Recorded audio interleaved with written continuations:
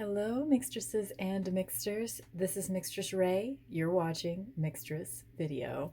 Today I'm doing something really weird. I've never seen anyone do this, but I have been practicing tarot pretty hardcore for about 6 months now, and this particular thing I have done probably 5 times already. It's just like every once in a while I just spend an afternoon putting all my decks in order and choosing which one is my favorite and creating one one like Goliath deck of my favorite of each card. And it's just fun. So I'm going to do that with you guys here today. It'll probably take a while.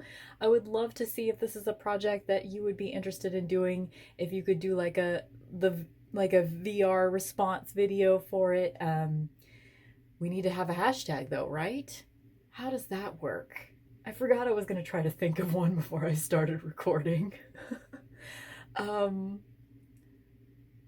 Favorite of all my decks.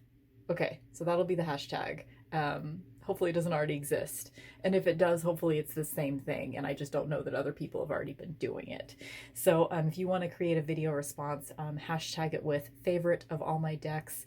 And I would love, love, love to see your favorites. So these are my current, there are 3 decks that I own that are not in this for various reasons. And that is the Thoth deck, which I haven't worked with very much yet, so that's why it's not here. My Egyptian Tarot, which if you've seen my video review of it, it is an incomplete deck. I have supplemented it with cards from the Yu-Gi-Oh Tarot, so it's not a complete deck, so I'm not featuring it here. And then Tarot of the Cat People is the other one that I'm not featuring, simply because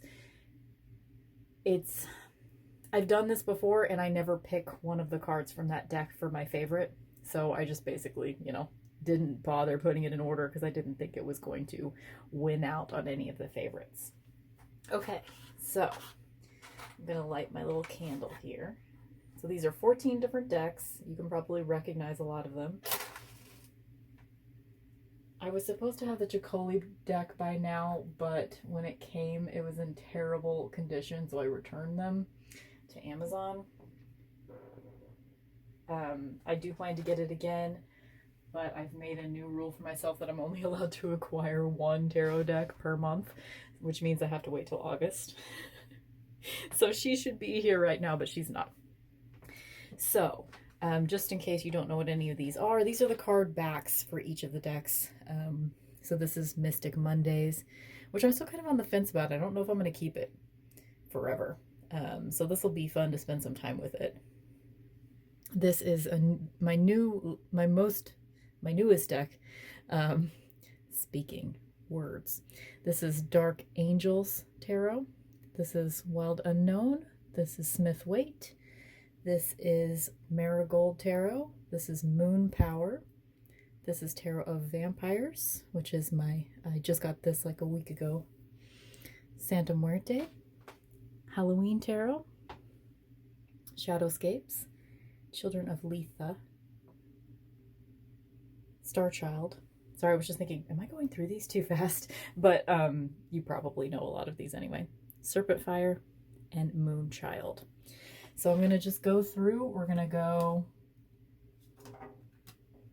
Wands, Cups, Swords, Pentacles, and then Majors. And I'm going to set aside my favorite of each. We're going to spend time talking about each one if we want to. Let's just see how it goes. And yes, this will be a very long video.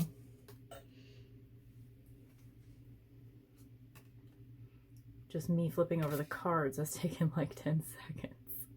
Okay, so these are all the aces. What do you guys think? I am very partial to these two. I really love this one, especially because I also have a heart tattoo in this same spot on that same hand. I gotta say, I don't particularly love this one, or that one, or this one, honestly. But the other ones I'm very happy with.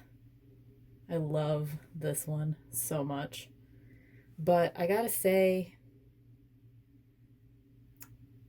think it's gonna be Wild Unknown. Okay, so here's the time consuming, and I'm gonna be so sloppy about this, you guys. Try not to cringe. I'm just basically gonna be putting all of these together and piling them up. Ooh. Smith-Waite's pissed. They're like, why didn't you pick me? That's kind of my second choice. Okay. Now we've got the twos. The twos being all about like narrowing down choices, figuring out what you're gonna do next, figuring out what your goals really are. God, I hate this one. Let's just take that away immediately. Definitely don't like this one. I don't want guns in my decks. That's like one of the only downsides for me with SoundCloud Tarot is there's guns in it. Don't really want that one either. This one looks like Madonna if she were an alien to me. Like, no. I actually really like that one. Sorry, my floor is creaky and I'm standing for this one. Basically, I'm just doing a process of elimination on this one.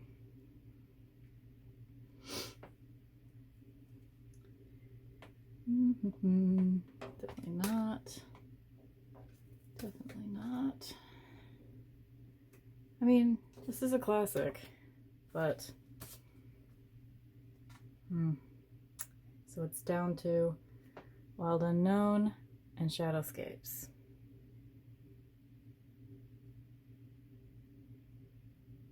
I'm gonna go with Shadowscapes. Okay, now it's Three of Wands time. I love this one. I think of this one all the time. I love that they're bound together and you're seeing through a portal. Because of that, I always think of the Three of Wands as a portal card. And the only other card that comes close to me is this one. This one feels very portal-like to me, the Serpent Fire. But I think it's going to be Wild Unknown. This is going to be a lot of Wild Unknown. That's how it's always gone whenever I've done this project. Oh, I love this one though. This is a great one. This one might be number 2. Whenever I do videos like this, I get a little overstimulated. Like, it's so exciting that I may not even see all the cards. I love this one too because this is Forsythia. And one of the themes of the Three of Wands is foresight. And Forsythia is one of the very first plants to come out in spring. So it kind of lets you know that spring is coming. Kind of a dark portent for me personally because I'm not a big fan of spring ever since a tornado took my house and destroyed the town that I live in. Sorry I bring that up all the time. Okay. Four of Wands. I'm loving a lot of these. This one makes me so happy. Any of the ones from the Starchild deck that are like Pippish like this make me incredibly happy. I love them. Don't really like this. Don't really like that. This one's good, but it's too Lion King for me. This one's good, but no. Good, but no. Kind of terrible. These, I just got these a few days ago and I haven't worked with them yet, so it's almost unfair to have them here because it's like I don't even recognize them yet.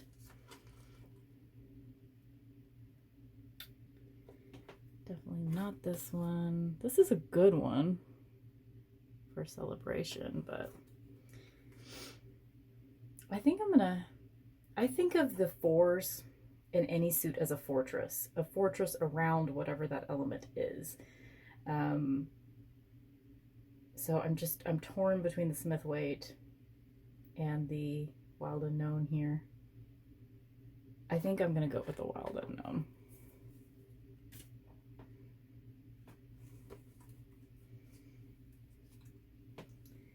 5. So now we're talking about conflict. Whoops, didn't take that one.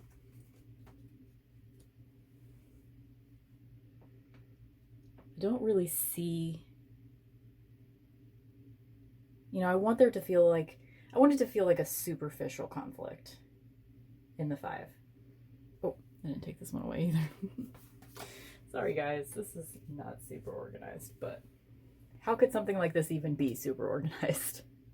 I hope that you will be drawn to doing this with your decks too. I know some people it would be impossible. You'd have to pick like your top 15. But for me, I can do almost all of my decks in this way. I love how simple this one is. I mean, that one definitely tells you what's going on.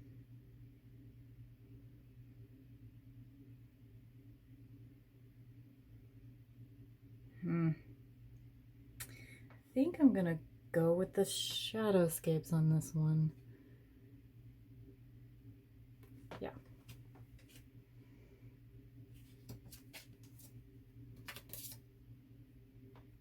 Sorry, these are gonna get so messed up too, and I'm gonna try not to fix it constantly because that will just make this video even longer.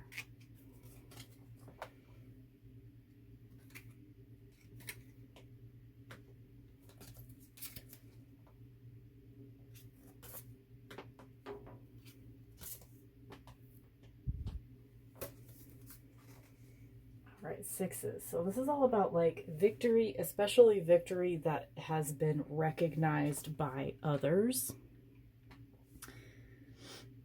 Like people are celebrating you. Wait, why is this 6? Oh, we are in 6, duh. That's why.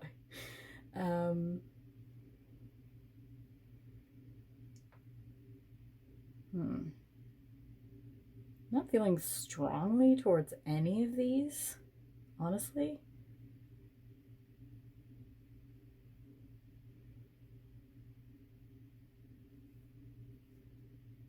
I'm not getting the sense that anyone knows about his victory. He's just standing at the top of the thing and no one else is around to see what he's going through.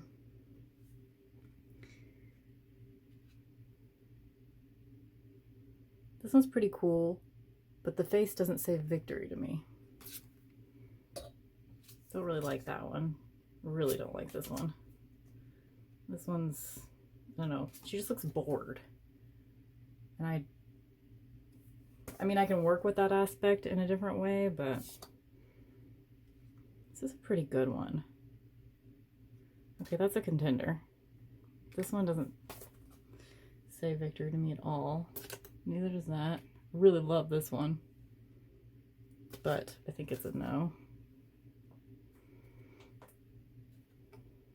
Again, I just keep overlooking these Dark Angels cards, and I don't think it's because of the deck itself. I think it's just because I don't know it very well yet. I think I'm going to go with the Santa Muerte on this one. So, I do love this one a lot, but it kind of says different things to me than what the card typically means, so that's why it's not getting chosen for this. 7 of Wands. This is an important card to me. I think of this as a Slayer card, someone standing on their own and defending themselves. Really love this one and this one. This is one of the only reasons why I might keep the Mystic Mondays deck, honestly. I love this one, I love that one, I love that one, I love this one.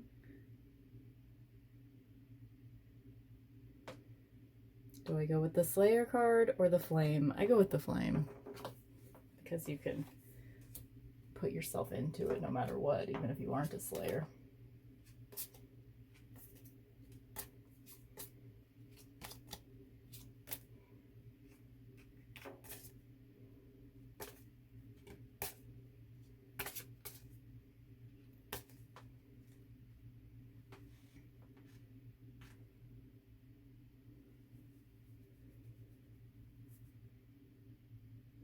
So 8 of Wands being all about swift movement, which you've got some serious movement in most of these cards. You don't really see it with this Dark Angels card. Like, I don't see a lot of movement there. I mean, she's getting out of a coffin, I guess, but other than that, not a lot of movement going on. Love this one, how you're sort of walking down the pathway, or sorry, you can't even see which one I'm pointing at. The Moonchild one. Love this one because there are like 8 rainbows and she's just sort of reflecting into herself. So it's like inward movement, sort of. I like that. Yeah, I think that's the one. Serpent Fire.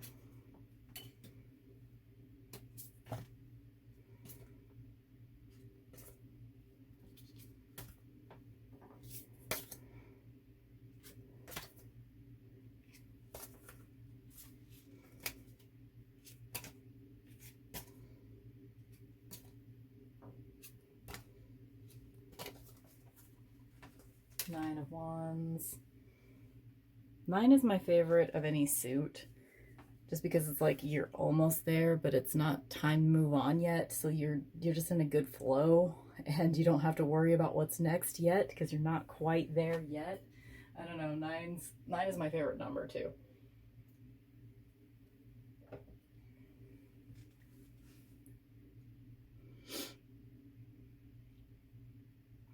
This one's really interesting.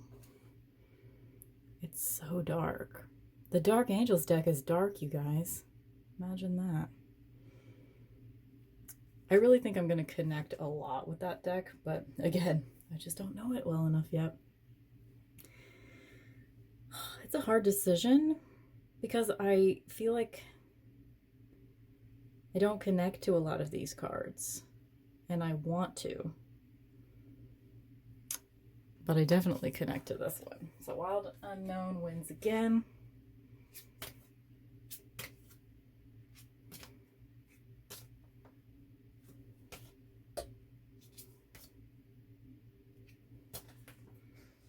This is great though. This might be second choice.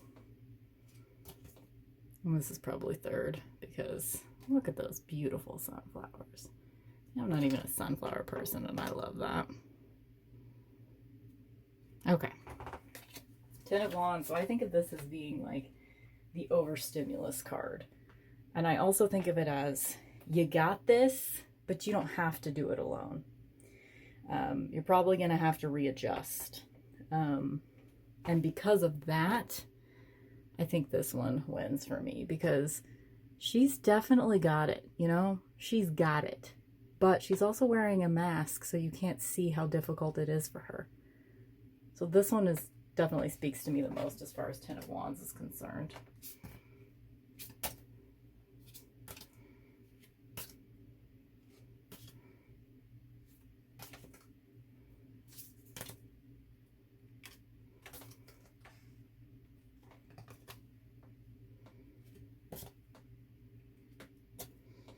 And this is where we get into a larger discussion. I might make a separate video about this. I've been lately experimenting with different ordering systems for the court cards. Right now, just personally, I have settled on Knight, King, Queen, Page. I think I'm definitely set on the Knight being the beginning and the Page being the end.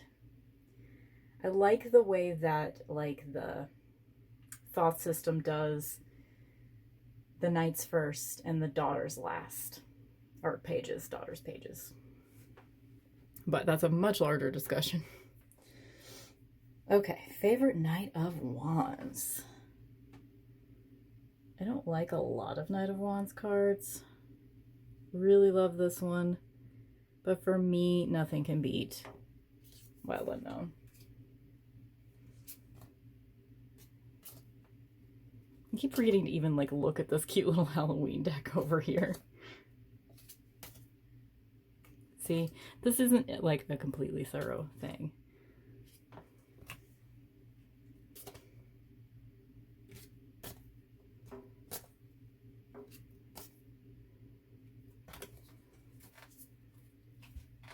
Okay. King of Wands. I love this one. This one's probably gonna get it. Yep. Serpent Fire, King of Wands. Sorry, I should really be like, when I make a choice, bringing it up so you can see it up close. Sorry, guys. I get so excited, you know? I really do.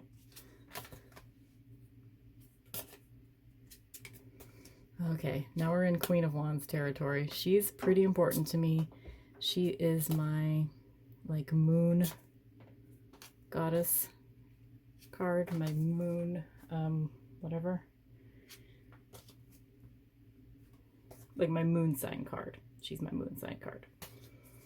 And for me personally, I prefer a Queen of Wands to have a black cat in the card. So let's immediately eliminate the ones that don't have a black cat in the card. This one, this one, this one. This one has a black wolf, but, and that would count, except I know I'm not going to pick this one because she's just a sweet little blonde girl. I'm not going to pick a sweet little blonde girl for my Queen of Wands. I'm sorry. No offense if you are a sweet little blonde girl.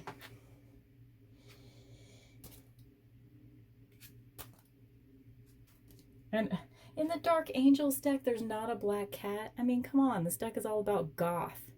It's so hard for these cards to pick up on camera because they're so dark. Oh, I love that Mother of Wands, though. It's hard to eliminate her. Even though I'd prefer to have a black cat in my Queen of Wands card. She is so protective and beautiful. And she, the Wild Unknown Mother of Wands, kind of informed how I view the Queen of Wands card in general. That's a hard decision. It's pretty much a straight tie, honestly, between Wild Unknown Mother of Wands and this Children of Letha Queen of Wands.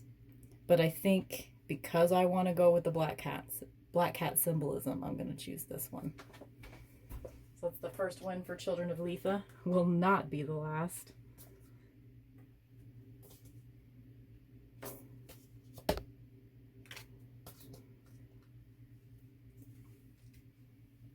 I'm going to have to put all my decks back together after this, you guys, because I'm just making a pile. I don't have enough room to make separate piles. Okay, Page of Wands. Okay, that's not even a question. It's this. I'm going to get this card tattooed on my body someday. Gonna do it. I know I won't be the first, but it's going to happen.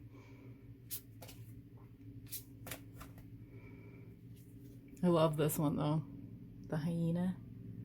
It's gorgeous. I think of the Page of Wands as a Slayer, too.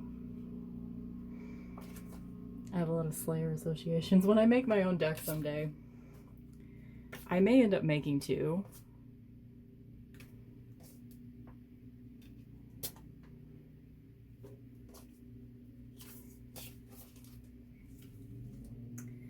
Okay, Ace of Cups. That's an important one, right? I like more traditional imagery when it comes to Ace of Cups. Oh my god, I took the Ace of Cups away. You know what? I'm not even gonna find it because I already know that the Wild Unknown Ace of Cups, I don't really like it that much. So sorry you're not seeing it here right now, but most of the rest of these I really do like. Whoops.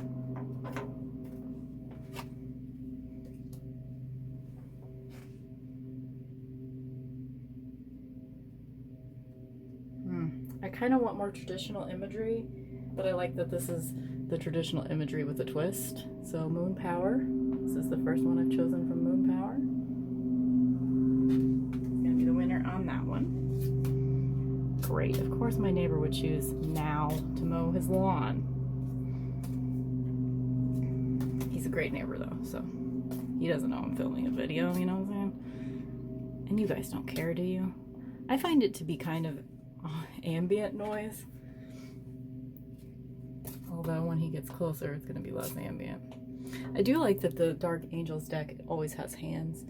I love hands. Aces are fun because a lot of the times they're just a hand holding a thing, and I like that. Okay, Two of Cups. don't really like heteronormative Two of Cups cards.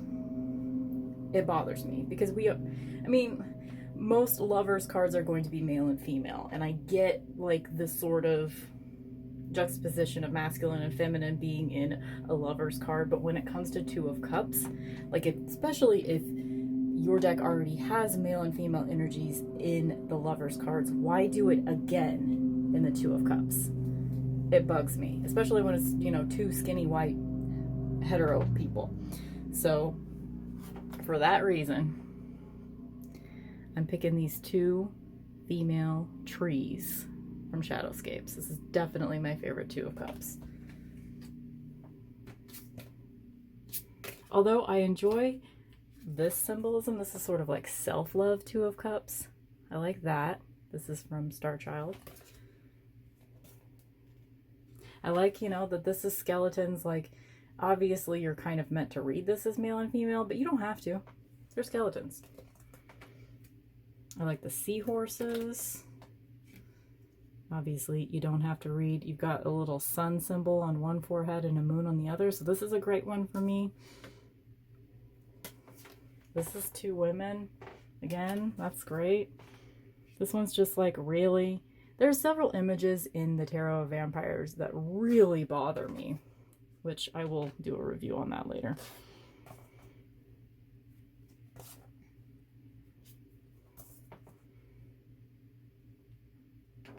Okay. So time consuming. Okay, Three of Cups is one of my very favorite cards. This is a big deal to me. This is one of my very favorites, but it's not going to win because it doesn't have three women in it. But I really love it. This is a great card to like meditate with in the Starchild. Love this one. Love this one. Love that one. Love this one. Love this one. Not super in. I'm definitely not into anytime. So both of these decks were, the art was done by a man, and he decided to include a man in each of these Three of Cups. And that bugs me because Three of Cups is about Mother Maiden Crone. It's not about you, you freaking white dude. Sorry, but that's how I feel about that. So I love almost all of these, but this one, definitely. I'm going to be picking, just so you know, Shadowscapes, my favorite suit in Shadowscapes is the cups. They just do such a great job. She does such a great job. Stephanie Pumanla does such a great job. Like, look at this one. She's just a little mermaid contemplating life, kind of meditating, feeling a little apathetic about things. Okay. I love a lot of these. This one makes no sense to me. Seriously. I don't like the cards in the Tarot of Vampires that are like heavily heteronormative male-female victim bullshit, because it's always the female that's the victim in those cards. I do like this one. This one I really don't like.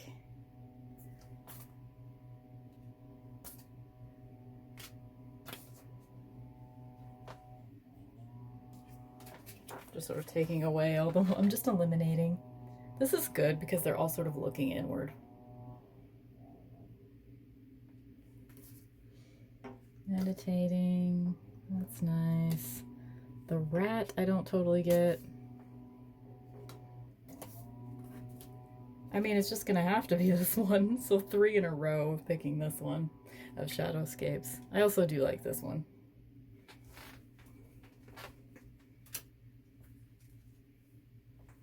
Five of Cups. So I spent some time meditating with this card. I really like, you know, the idea of like depression being, come on, focus, baby. Hello. Do you want to focus? Wasting valuable time trying to focus on this card. There we go. I like the idea of like you being so lost and drowning in your sadness that you're just stuck in the labyrinth of your mind. I just spent a lot of time just really thinking and journaling about this card, and I really like it. So, is there another Five of Cups that I like that much? I like this one a lot. But yeah, I mean, I think that's the five. That's the Five of Cups for me. That one speaks to me the most so far. And I've been doing deck specific journals and working with one deck per week lately. And because of that, and I've done Santa Muerte already. So because of that, it has a little bit of an advantage here because I'm getting so much out of my decks from doing that.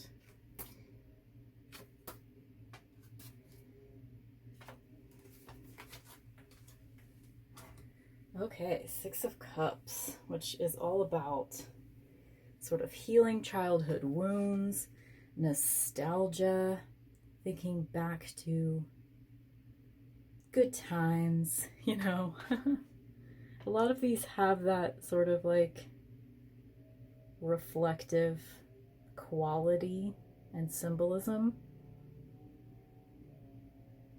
But I think I'm going to go with this one.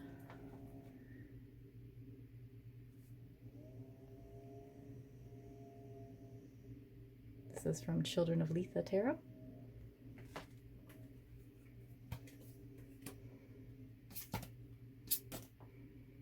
I could be faster about this, but like if I get too fast, I'm gonna make the piles really sloppy.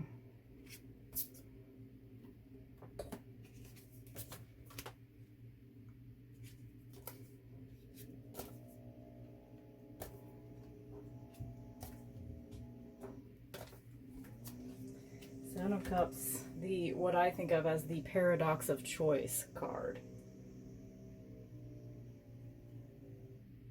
When you've got too many options available to you and you're sort of daydreaming about what your next step is going to be, and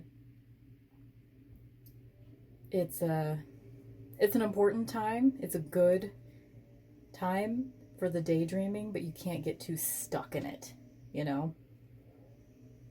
Like, obviously she's very stuck in it. But I like to see both like the joy of the daydreaming, like you see basically just daydreaming and planning in the Shadowscapes card, and also the darker aspects. I like to be able to see both in the card. I think it's going to be this one, Starchild. So it's beautiful, but you know, there's also some darkness.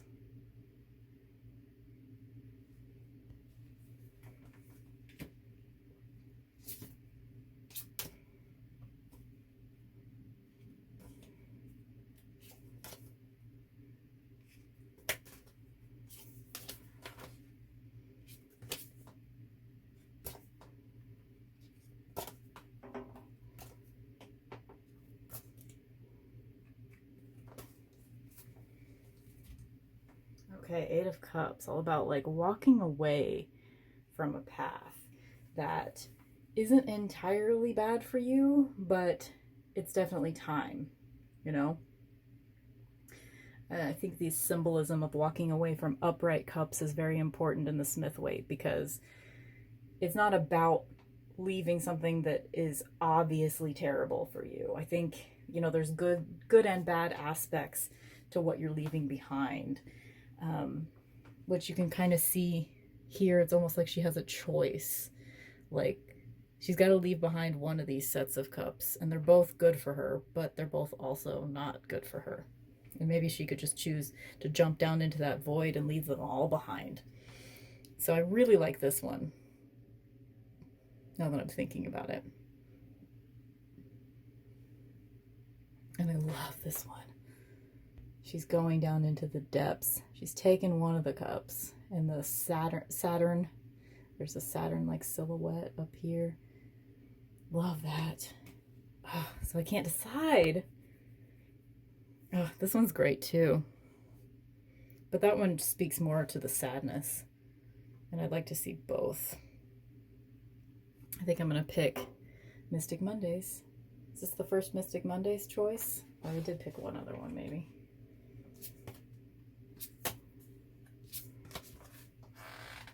Shadowscapes is a close second on that one.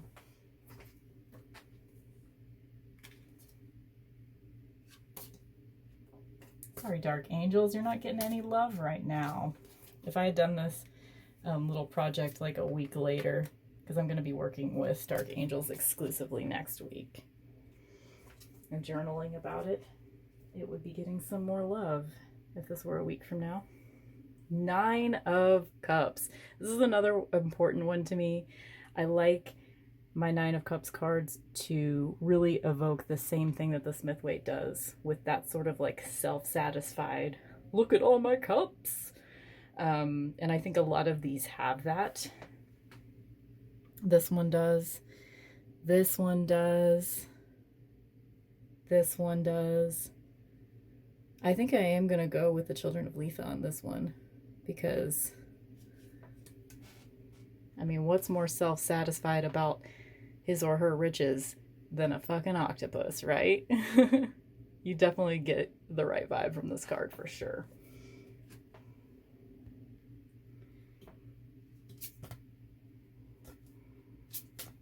Halloween Tarot's not getting any love right now either, but I love Halloween Tarot. It's just, it's so like classically smith-waite that I like forget to think about it.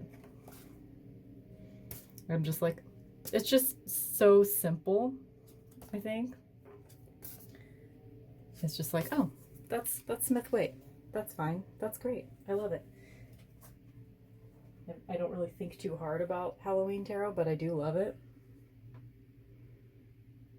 10 of Cups. So that's an important one to me.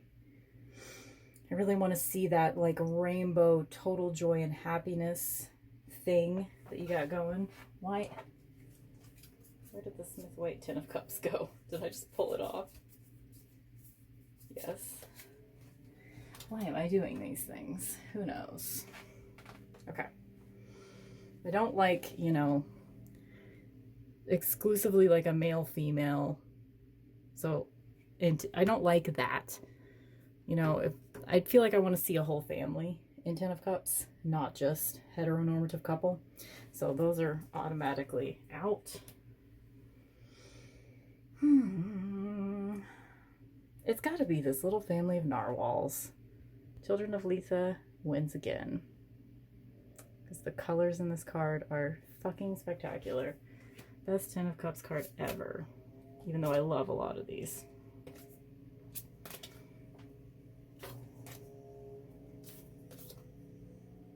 This one is just like, really? But okay. Sorry, hopefully I'm on top of the focus with here, guys. Because I'm having to refocus every time I pull a card up to the front. Okay, I already did that one. Knight of Cups. This is an important one because my Michael, my life partner, he is Knight of Cups. Love, love, love the traditional smith-waite on this one. But the day that I decided that he was the Knight of Cups, it was while looking at Wild Unknown. So that one's a definite contender. I don't like the overly phallic imagery of the serpent fire on this one. Most of these Knight of Cups I really do like though. So let's just start doing process of elimination here. Hate this one. Oh my god. Like, I really don't dislike this deck as much as it sounds like I do, because I keep pointing out the ones that I don't like. I really actually do like a lot of the Tarot of Vampires. Okay, actually I'm not sure yet. Okay, so it's between Wild Unknown, smith-waite, and Marigold. I think I'm gonna go with Marigold because, you know, one of the things about the Knight of Cups is that the Knight of Cups is very romantic, very emotional, very dramatic, And this, you know, he's a fucking skull and he's still crying. So I really like that. Some marigold winds on that one.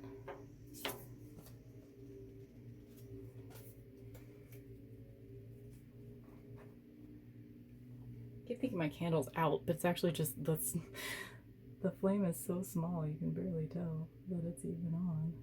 It's even going. Okay. King of Cups. I like my King of Cups to be goth. So let's immediately eliminate all Kings of Cups that are not goth right now.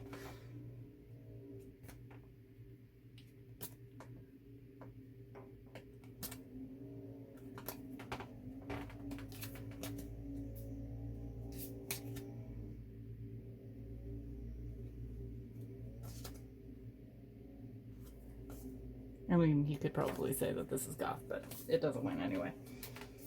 So it's got to be, it's not this one. I kind of like him because he looks like an Anne Rice vampire. I kind of like him, but he's not really my King of Cups either.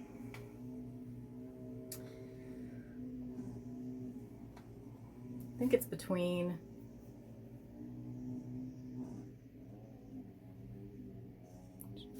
Children of Letha and this one. If you can't tell, this is Robert fucking Smith. You can't get more of a goth King of Cups than Robert Smith. You know? You can't. But I also love this one. I think I'm going to give it to Dark Angels. Dark Angels hasn't been getting any love.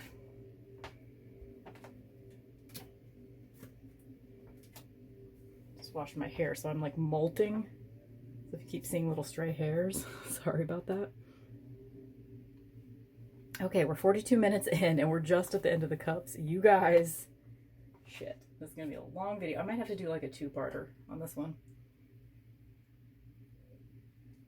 Queen of Cups. I like my Queen of Cups to be a mermaid, preferably, or have a very mermaidy energy. But that said, this one is really amazing to me. Children of Letha.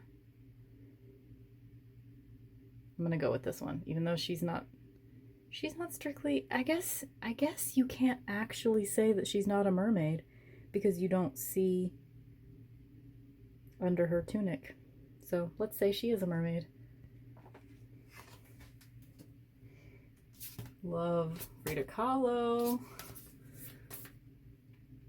Love most of these.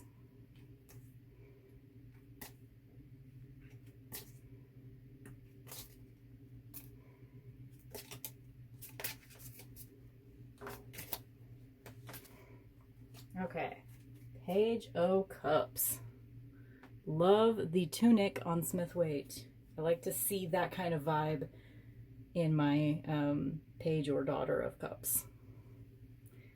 There's just no question for me that it's this one, Shadowscapes. I think of the Page of Cups as being like just so super expressive and artist. Some of this just projecting their love and energy into the world, you know?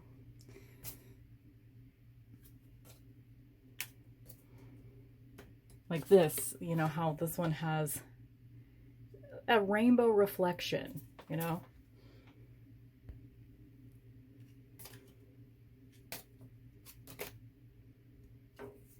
Sacrifices I make for you guys. I'm hanging out in my little closet that I call my office that has no air conditioning for hours at a time to show you these beautiful cards.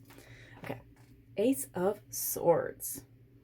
Again, when it comes to aces, I prefer more traditional imagery, and a lot of these really have that. This is not going to make it for me, but I do really like this Ace of Swords. I can't wait until I do.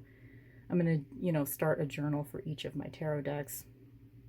I can't wait till I start studying this. I know I'm going to be able to spend a lot of time in this card.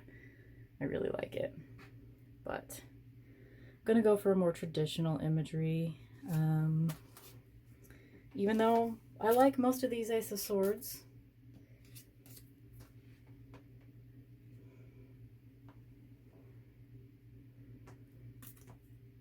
I almost picked that. I almost picked the Ace of Bats, despite just saying I like more traditional imagery. I like this one with the hands, too. So it's between, again, just like Ace of Cups, it's between Moon Power and Smith-waite.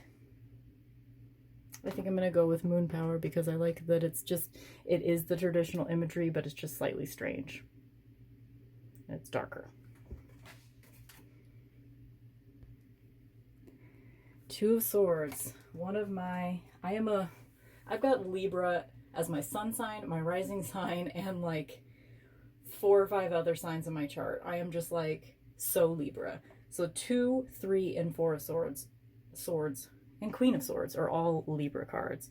So this one's important to me. I think of it as like a sacred boundaries kind of card. And I'm rarely happy with the depiction of 2 of Swords. So I'm going to go with this one. I'm going to go with the traditional Smith-waite on that one. Very picky about my 2 of Swords cards.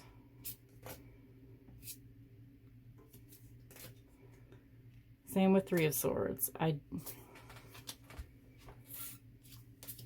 mean, if you're gonna just talk about breakup, almost all of these 3 of Swords tell you a story of heartbreak really clearly, really quickly.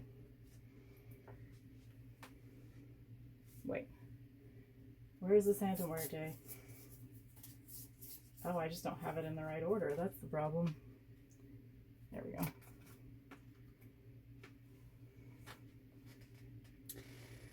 So, this one's kind of hard because I don't know if any of these really tell me the story that I want to hear when it comes to 3 of Swords. I'm not even sure I know the story of 3 of Swords for me.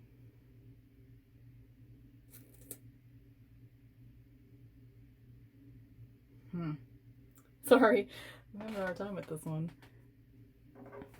Let's look at this one up close. I kind of enjoy this because there are 3 swords and a heart, but she's also victorious. She could take those swords out.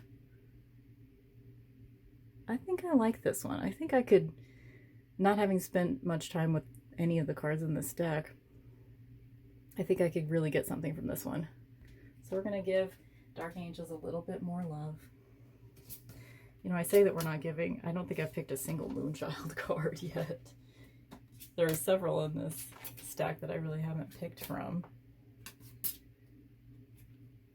Doesn't mean I don't love you. Okay, 4 of Swords. Come through, 4 of Swords. I like almost all 4 of Swords cards because I love the notion of just like taking a day off. Like, I'm all about it. I do it all the time. Like, I give myself permission to be lazy way more often than I should, but I kind of love almost all of these. Really. Like, look at that one. Oh my god. Children of Letha. You guys need to see it up close. Wow, right?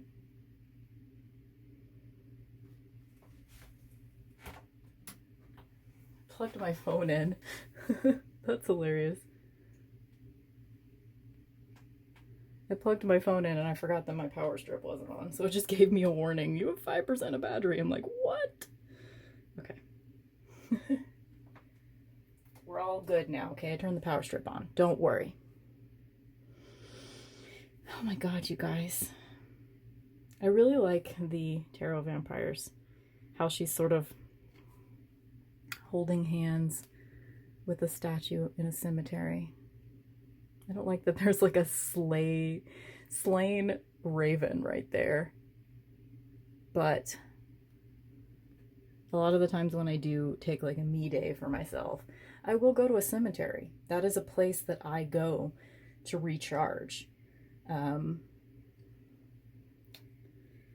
so, God, sorry. I think I will choose this Tarot of Vampires as my favorite. Although that's one of those things that I feel like my favorite Four of Swords card will change many times over the course of my tarot reading life. And I love this one with the lamb too.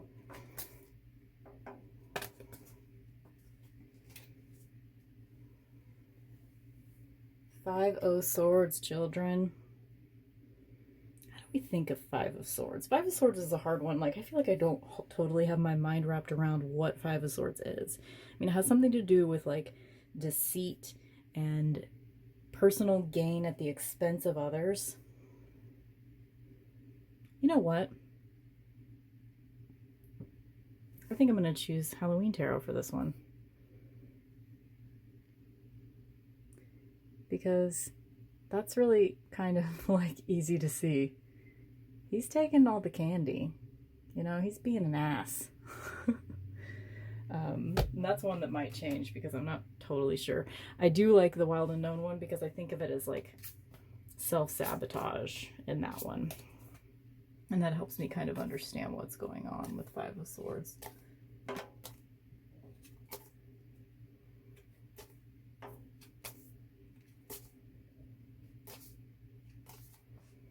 Okay, Six of Swords. This one's also an important one to me. The idea of you're journeying to, you're taking your family with you and you're going to a new place. But all of the baggage that you have within your family, within your life, within your psyche, you have it with you. All of the swords of all of the things that have ever happened to you are still stuck in that boat. And if you took them out, it would leave holes in the boat and you would sink. So you have to have them. And you are moving from tumultuous waters to calm waters. You know, like you're going to a better place. But you're taking all your shit with you. So that's really important to me to see in a Six of Swords card. So for that reason, I think I'm just going to have to go with the traditional smith-waite on this one. Because that's where my like opinion of that card symbolism really came from. And I don't think other decks have really completely caught on to that symbolism fully for me yet.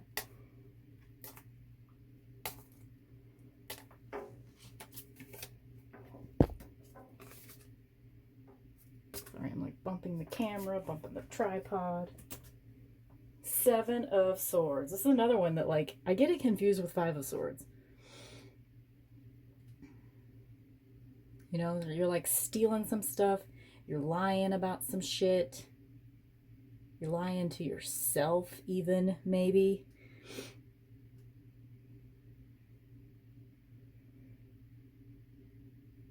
So a lot of these could be good for that. I think I'm going to go with Wild Unknown on this one. Sorry, I'm not being very consistent at like showing you the cards every time after I pick them and all that.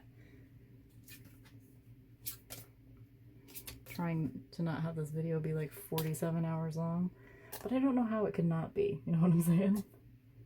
It's just gonna be 47 hours long.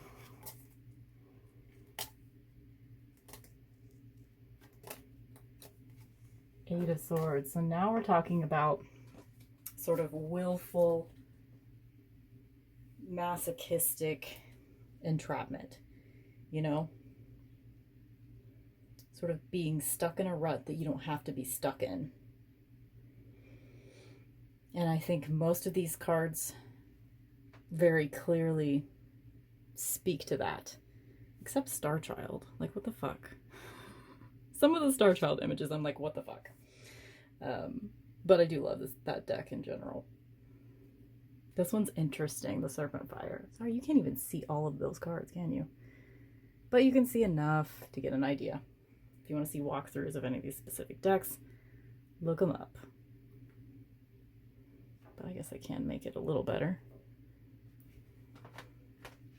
Okay, love this Moon Power card. She's tied up in her possessions. I think I'm going to choose that one because that one is personally really makes sense to me.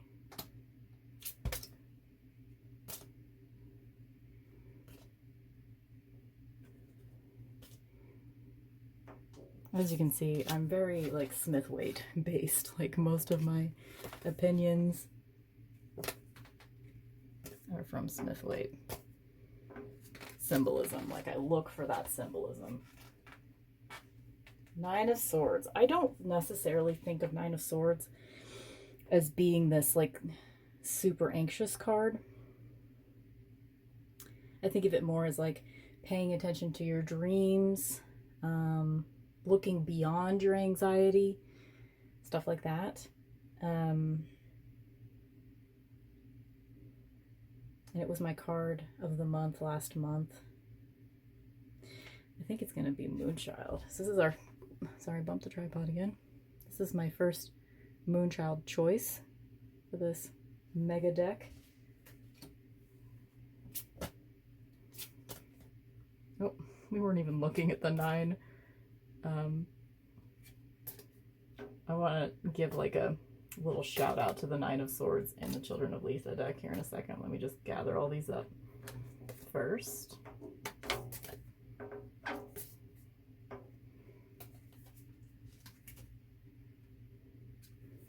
This sort of speaks to the anxiety aspect.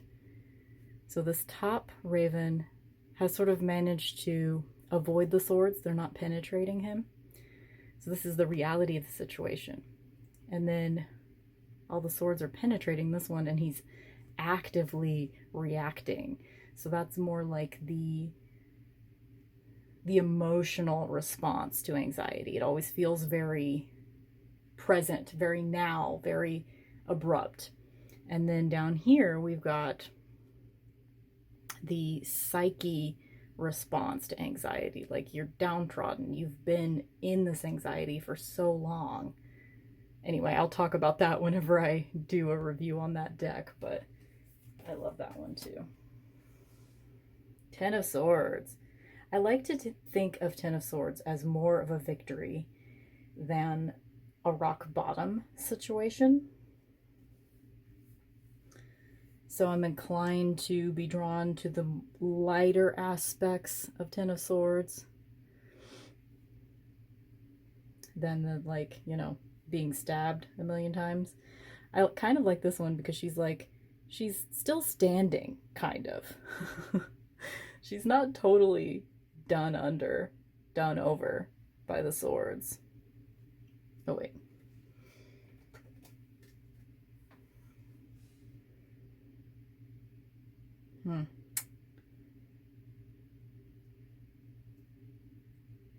Which one am I going to pick for 10 of Swords? I think I'm going to pick this one, just because it leaves more room for interpretation. If you want to see it as rock bottom, or if you want to see it as a chance to move forward. So that's Starchild winning for 10 of Swords. Now we're ready for Knight of Swords.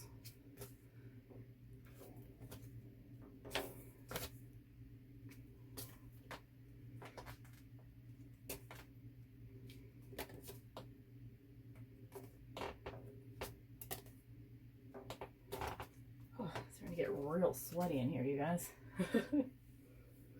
Knight of Swords. What do you think?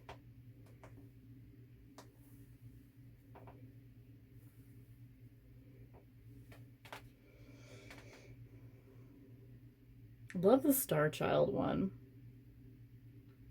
Yeah, that one wins. That one wins for me. It's sort of like ready to jump into the unknown, your new ideas. You're ready to move forward swiftly, you know? I don't know how much that really speaks to the Knight of Swords in general, but I just love that image so much.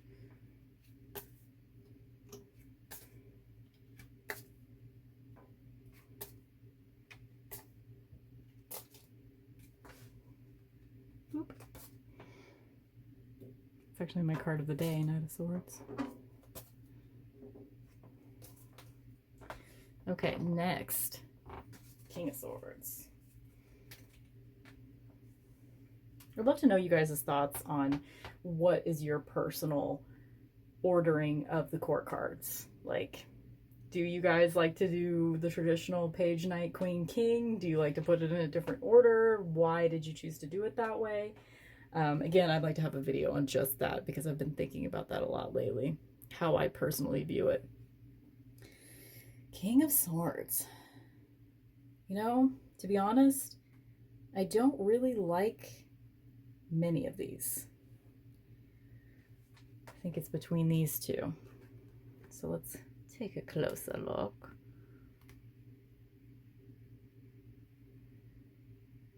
I think it's got to be Shadowscapes. I like him. I feel like he probably is smart.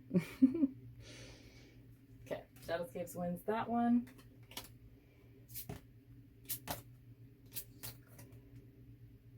Okay, now we're coming to Queen of Swords. This is going to be a difficult decision just because she's one of my cards. Oops. You guys probably are cringing every time I take one of the wrong cards here. It's hard to do this on camera though. Yep. So I love most Queen of Swords cards. I really do. I love how she has like the sickle and the butterflies. Like, you don't fuck with the Queen of Swords. You do not fuck with the Queen of Swords.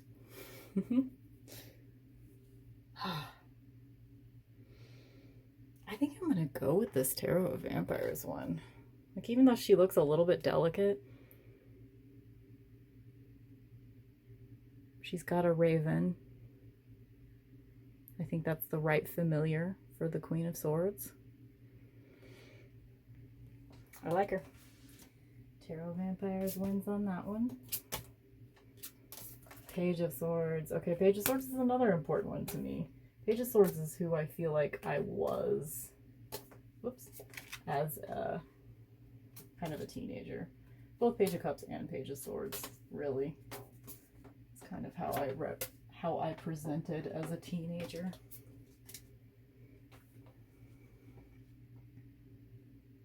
Love this Serpent Fire one. Kind of hate the Moon Power one. Like, what is happening? That's not cute. I probably need to. It needs to be. I think it's between these two.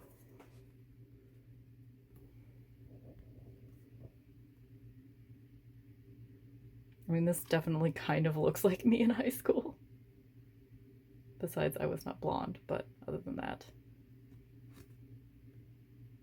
But I gotta go with this one because we didn't choose any of the other Owl Court cards for the Swords and Wild Unknown, and that is an important court to me because Wild Unknown is my favorite deck.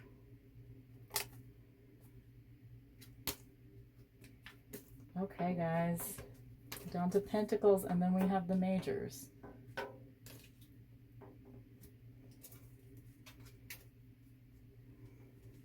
Ace of Pentacles. So I really want to get that sort of earth feeling, you know? Love it when there's a hand involved.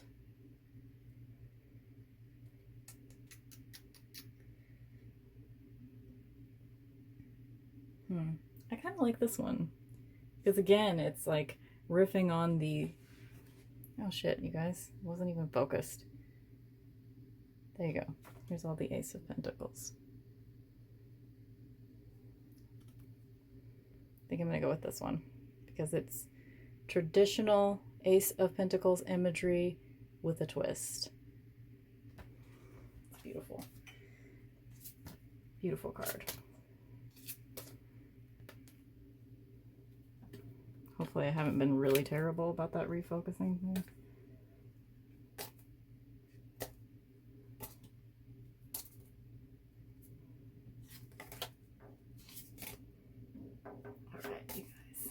take a quick sip of the cherry Diet Dr. Pepper. Sorry, I'm not one of those cool witches that's drinking tea right now. Sometimes I'm drinking tea, but right now it's just cherry Diet Dr. Pepper. Okay, Two of Pentacles. I really want to get a feeling with my Two of Pentacles. It's sort of like being able to juggle it all. Really being in control.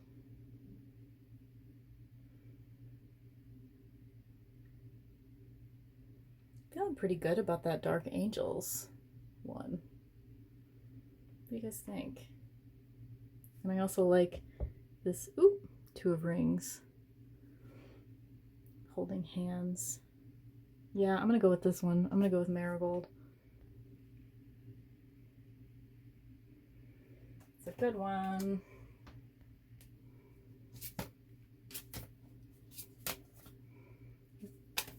Again, like I keep saying, I love a lot of these. Of course I love a lot of these. These are the decks that I've chosen to own, you know. Of course I love a lot of them. Three of Pentacles. So I really want to get that feeling of teamwork with Three of Pentacles. Really not getting it with either of those, for sure. Let's just go ahead and take them out of there. Do get it with that. Not really, but kind of with this. No.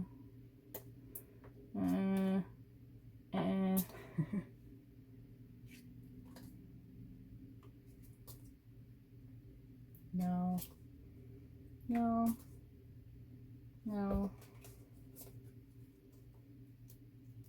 So we're left with Wild Unknown, Marigold, and Shadowscapes. I'm going to give it to Shadowscapes on this one. Really like this card.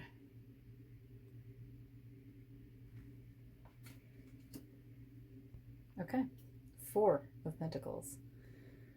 So again, I think of the fours as being kind of a fortress. And when you're talking about pentacles, it's like an earth fortress. It's like a real physical fortress.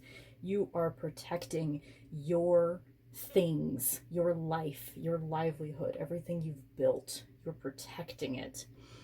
So I think Serpent Fire gets it for me on this one. Because she is protecting her twin castles in the sky. So Serpent Fire gets it on that one. Five of Pentacles. Okay, so now we're talking about lack and your relationship to lack. Do you feel like you are broke whenever you actually do have enough? It's something that I've been in this card this year a lot. You know, I've really had to like think about my relationship to money and lack, and, you know, do I really have lack, or do I just think I do? You know, do I actually have enough money even though I think I don't?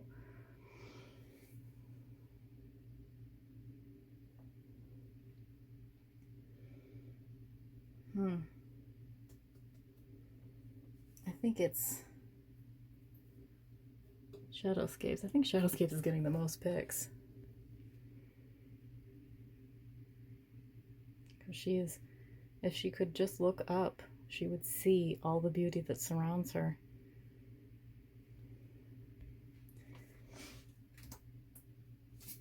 Okay, Six of Pentacles. I think of Six of Pentacles as being, you know, a card of balance. That you are giving as much as you receive in this life. And I think especially being that it's the Pentacles, you're really dealing with prosperity here. And I don't think you can be a prosperous person without giving as much as you receive. This one feels really icky to me. You know, I don't know, it just does.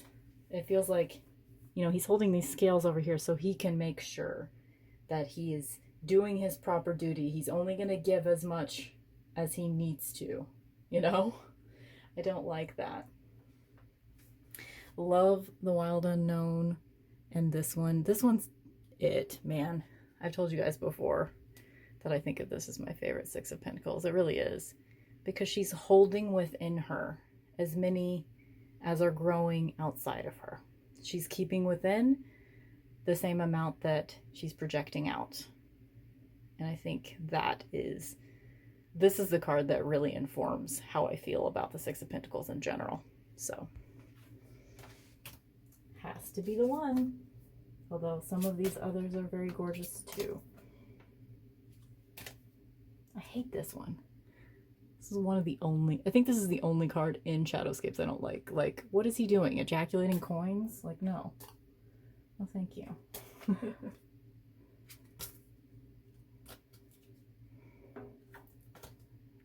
I feel like an end is in sight, guys. I almost said puppies because I talk to my dogs like that. I'll just be talking while I'm at home by myself, addressing the puppies. Okay, Seven of Pentacles. So now we're talking about we've done a lot of hard work and it's time to sort of like look back at what we've done and decide if we're still happy with it and what needs to be done differently going forward. You know, something that you really run into in everyday life is people at your job doing things the way that they've always been done, you know? And just because it's always been done that way definitely doesn't mean that that's the right way to do it. I think there's no question for me, it's Shadowscapes. I think this woman is so beautiful. You don't necessarily get the sense that she's sort of deciding if she still wants to do things the same way. You kind of have to bring that knowledge of the card to this card. I don't necessarily think you get it here, but this is just such a beautiful card that I gotta give it. I gotta give it to Shadowscapes.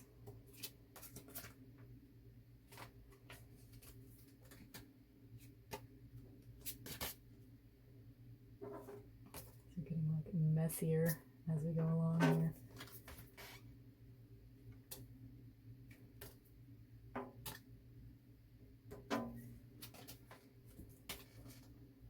Eight of Pentacles. So now we're just working. You know, we've decided how to readjust our work process and now we're doing it very efficiently and we're in it. We are in it, guys. We're doing the work. So I like that there's spider web imagery in Wild Unknown and in Shadowscapes. I like that. I think that makes a lot of sense.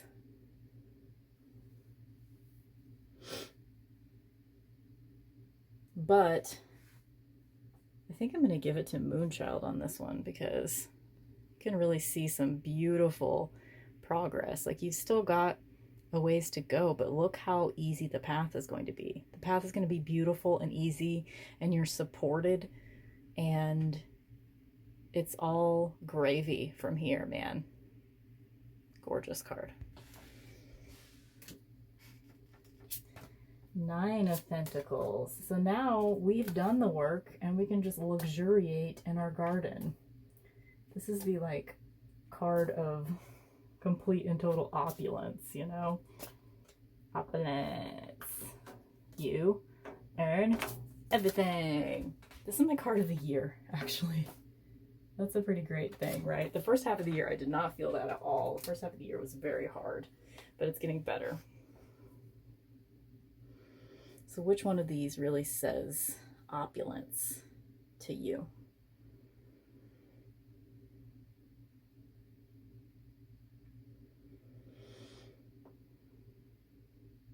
Really have to contemplate this one. I mean, obviously, I would like more Nine of Pentacles to be kind of redoing this style. I don't think many of them are directly reflecting upon that. At least the ones here.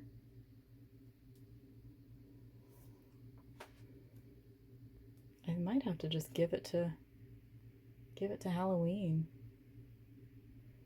Yep, gonna do it because it has the sort of the Rider-Waite traditional meaning.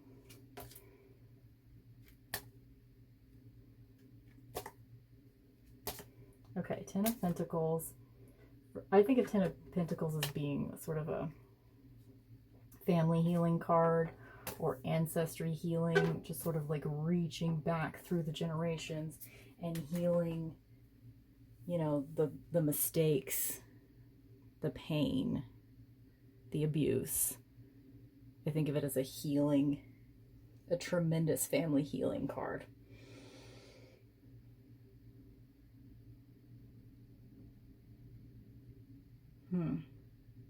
It's kind of hard for me to see how I feel about this card represented in this symbolism. You kind of get it with Children of Letha. It's a family. I think I'm going to go with Marigold. I love hands. I'm just like very partial to imagery of just simple hands.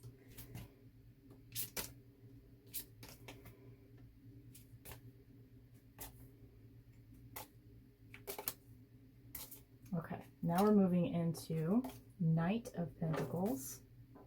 I think what I'm going to have to do, just because this is already so long, I'm going to go ahead and I'm going to finish out the Pentacles, and then I'm going to do a separate video with just the majors, and then we'll show off our deck at the end, what I picked from each of the, what I picked for each of these.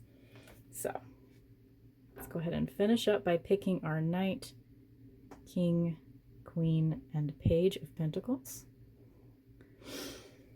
So I think of the Knight of Pentacles as being a messenger. It's like bringing some money, bringing some, you know, gifts.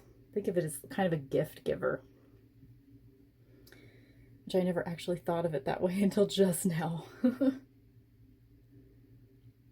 don't really like any of these terribly.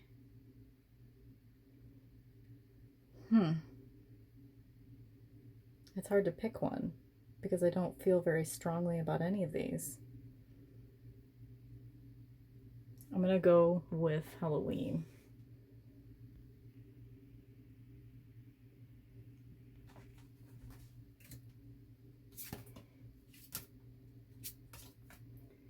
King of Pentacles. King of Pentacles is a difficult one for me because it seems like most decks, when they're choosing a king, when they're depicting a King of Pentacles, they like to choose like the most masculine thing they can fucking think of for the King of Pentacles. Like, look at this fucking James Bond bullshit up there. I hate it. Sorry, I'm getting very, like, if you're the artist of any of these decks, know that I bow to you. You have created something out of nothing. You've made 78 beautiful pieces of art. So just because I don't get it doesn't mean someone else doesn't get it. So for King of Pentacles, I definitely want to pick something that isn't hyper masculinized because that's just too triggering for me. So I really like these two. I think I'm going to pick Serpent Fire on this one. Because he's still, you know, a masculine dude, but he's also like funky. Okay. Queen of Pentacles, Queen of Pentacles. I love Queen of Pentacles. She's important to me. I like a very earthy bitch for my Queen of Pentacles.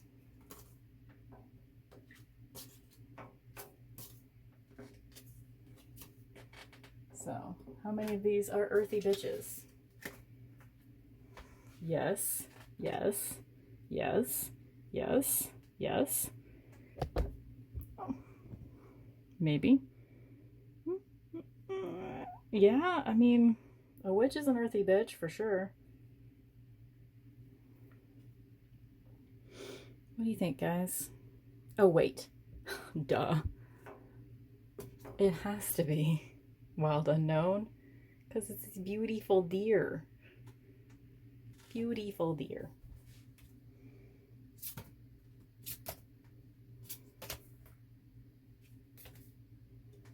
Okay, Page of Pentacles.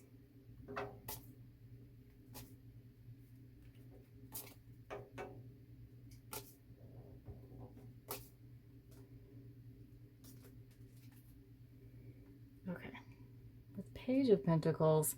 I like, I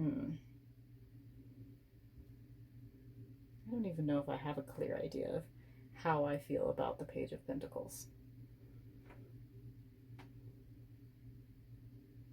I gotta go with Wednesday Addams on this one. I mean, come on.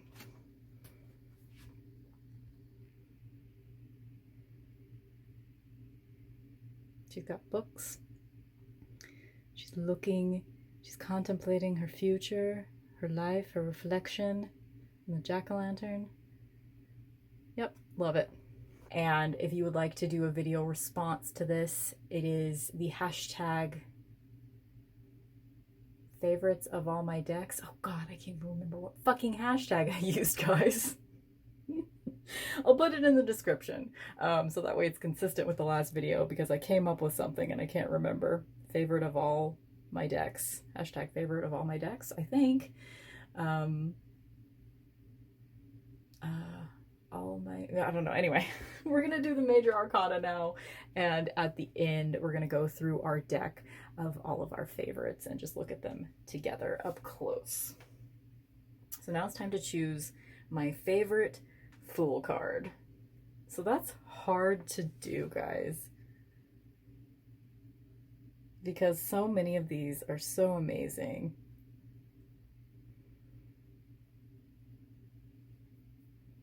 I kind of want to show you like some of my very favorites up close, and then I'll show you the one I'm gonna pick. So this is from Children of Letha. This is from Moonchild. Love this one. It reminds me of Kate Bush. Even though Kate Bush is not blonde, or not a redhead, like just the way that she's positioned, the way that she's moving, like she's dancing like Kate Bush. I love that.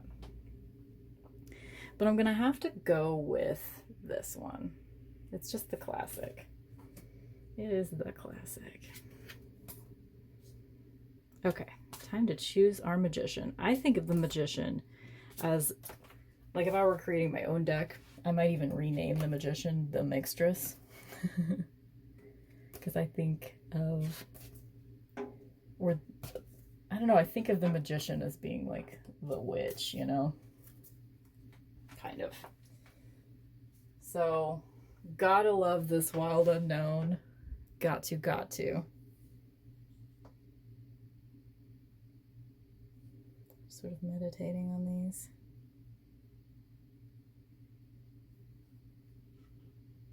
I mean, yeah. You gonna be mean to me and not focus? Phone. Okay. Magician. Good times. Good times. Sorry, I'm a little delirious at this point. High Priestess. So I really want to get the feeling that the High Priestess has all of the knowledge in the universe. And she's just not going to fucking tell you. She's going to make you figure it out for yourself. So I like a subtle bitchiness to my High Priestess.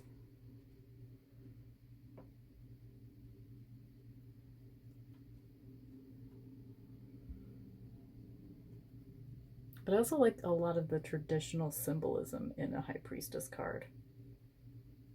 I just did this like less than 2 weeks ago, and I picked this one as my favorite. But today, I'm really feeling this one. Moonchild.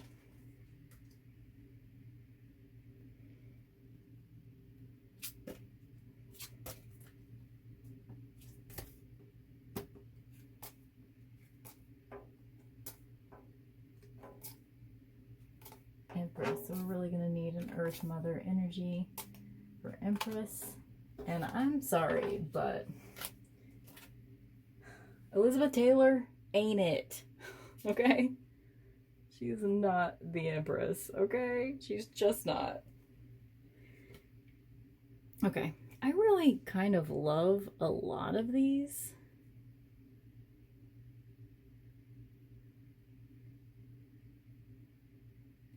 Sorry, I took away Probably should stop doing that so you guys can actually see them all at once and decide for yourself. Last time I did this, I picked Shadowscapes, but I think I'm feeling Moonchild again. It's weird, like, with this particular deck, when I first got it, I was completely in love with it, and I just, like, didn't care about any of my other decks anymore. And then I kind of fell out of love with it and didn't touch it for a couple of months. And now I'm back to loving it fiercely again. It's so interesting how that happens. It's teaching me to, like, slow down a little bit, because normally if I feel like I'm out of love with something, I'll get rid of it pretty much immediately. But with tarot decks, you can really, like, be in moods for different ones. So it's been teaching me to slow down. Like, I'm not getting rid of them as often as I normally would be getting rid of things. I feel pretty consistently about which is my favorite emperor. I really don't like very many emperor cards at all. In fact, the only emperor cards I like out of this whole bunch: Wild Unknown, Tarot of Vampires, Halloween, Serpent Fire. Shadowscapes is okay. Like, a couple of these others are okay, but most of them I actively dislike. Actively dislike that one. Actively dislike that one. And that one. And this one. Like, why do you have a freaking machine gun? No. So, Serpent Fire has been my favorite Emperor card ever since I got this deck. I love it.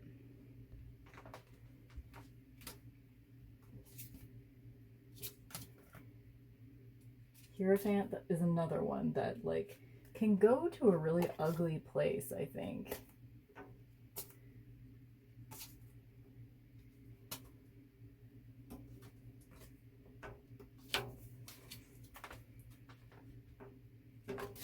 It's really no question for me. I like this one with the Ouija board, Santa Muerte Tarot. And I just journaled about this card yesterday. There's a lot going on in that card from Tarot of Vampires. What? Did I pull that one away before I should have?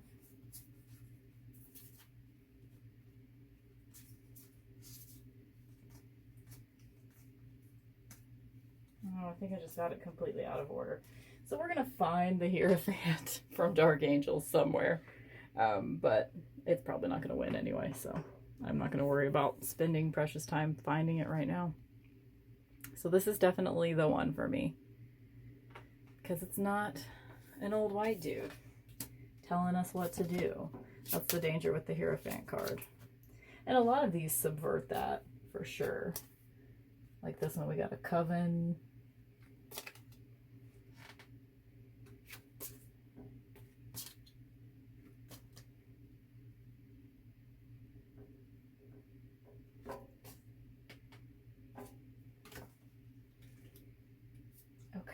Lovers. This one is my birth card and my soul card. And I'm very picky about my lovers card, because out of all of these, I only like 1, 2, 3, like 4 of them. I like Wild Unknown. I love Marigold. I like Serpent Fire. As much as I love Danielle Noel's art, I don't like either of her deck's depictions of the lovers. Love this one.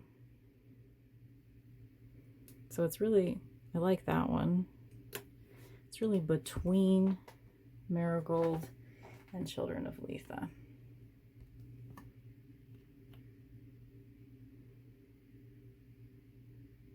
But this one just really wins out for me. And I prefer a lover's card that you don't necessarily have to put a gender. And let's just take a second and really look at this. They're both wearing bridal wear and Punjabi culture clothing. So they could both be women, they could both be men, could be a man and woman, anything in between. I think that's important. I just think that's important when you're depicting love in any way. It should never be like specifically one thing or another. You know, you should be able to see yourself in the card. And with as many fucking heteronormative decks that are out there, like, I don't think you necessarily need to see that. We don't need to see any more hetero white people depicted in lovers cards. Like, we can just stop forever on that. That's my opinion anyway. Chariot. I like when people get weird with the Chariot. Like, I love this riding a rat moon power card. I like the riding the bicycle. I like riding a hearse in Halloween. But Wild Unknown is definitely my favorite Chariot card, because it makes it about the horse instead of about the person at the reins. I just love that.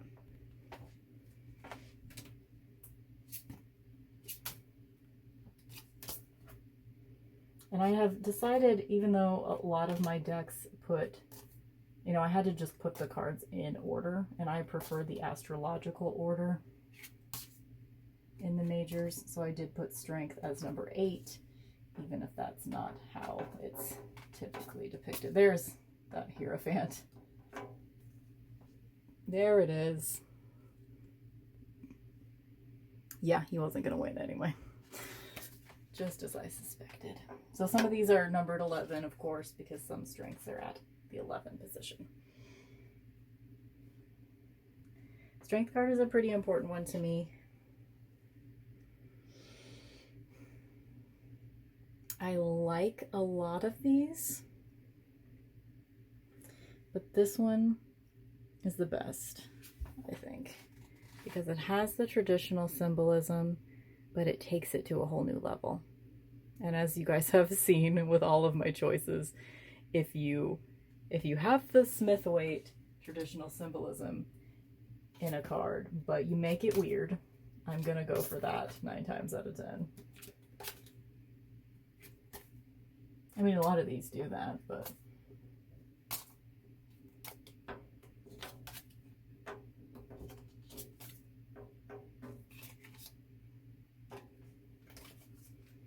it'll take me like an hour just to put all my decks back together since they're all just in piles all mixed up over here.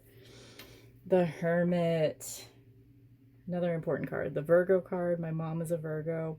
I've had some really profound relationships with Virgos. I love how no nonsense they are and how willing to dive into their own psyche and the psyche of others. Like, I have just experienced Virgos as being really psychologically deep, and I love that.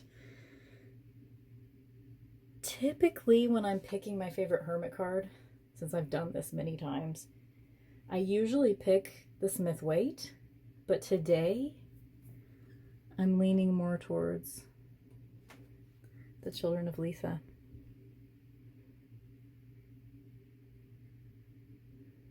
I love her. Another win for Children of Letha. How many of these have I just not even used at all yet?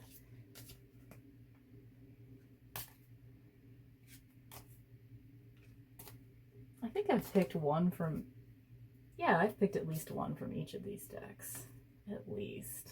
We'll find out soon, guys. We're like halfway through the majors. And then we're going to look at our final deck. And that's going to be fun. I'm going to zoom into the cards and we're just going to take it all in, babies. It will not be able to be shuffled. I can tell you that right now. Wheel of Fortune, I've come to think of as a Kali card, like Goddess Kali. I think of it as cyclical time instead of linear time, as humans usually like to think of time.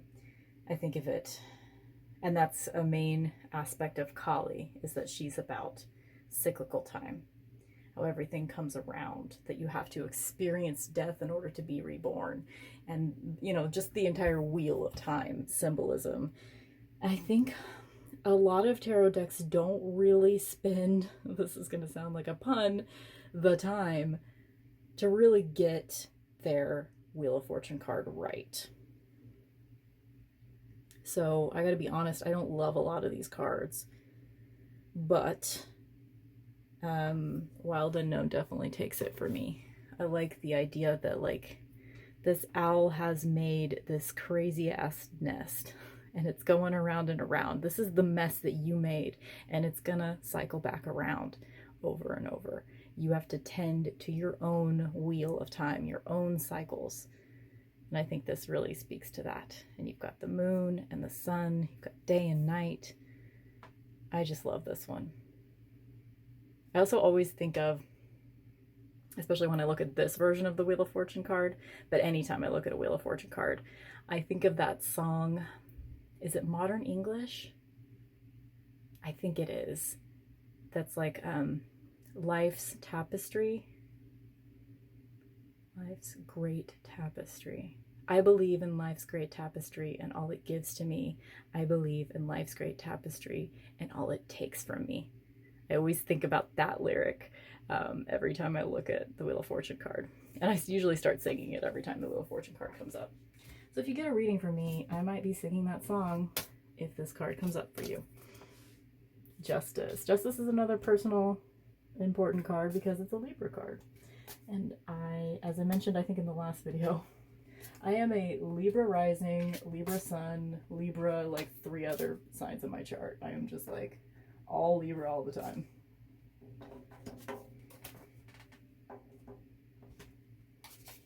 And most of the time, I like Justice cards as well. But what I really like to see is Ma'at in my Justice cards. I like to see the heart being weighed against the feather, like you see here, and here, and here to a certain extent, and here. This one is weighing rats against, like, I don't know, some other little weird creature. That one's funny. I love this one, but I gotta give it to Children of Letha. Because she is just like, oh, I don't know, actually. Because the one thing I don't like about this card is just like stabbing the serpent and all the blood. I mean, I get it in the context of this deck. It makes total sense. But let's compare, actually, since I don't really know which one I want to pick. She's not actively weighing a heart against a feather. She's just holding a feather and some scales.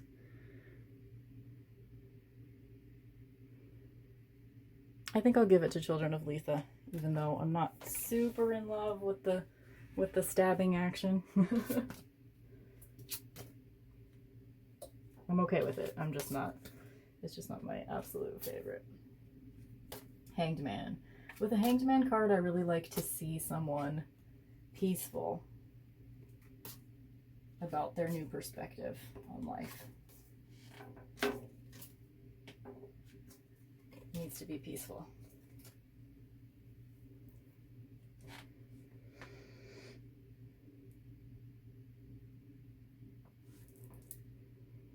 I think there's just no question for me.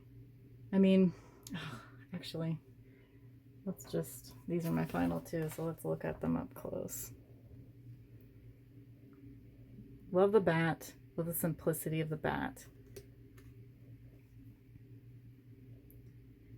But the complexity in this Children of Letha mermaid, there's a lot that you can meditate on in that card. But she doesn't look that peaceful.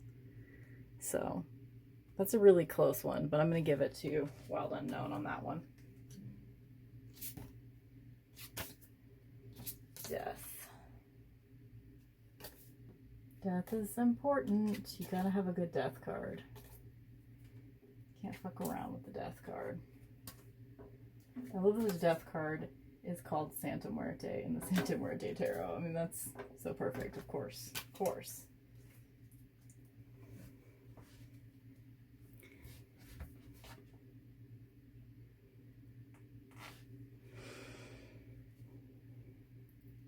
I don't think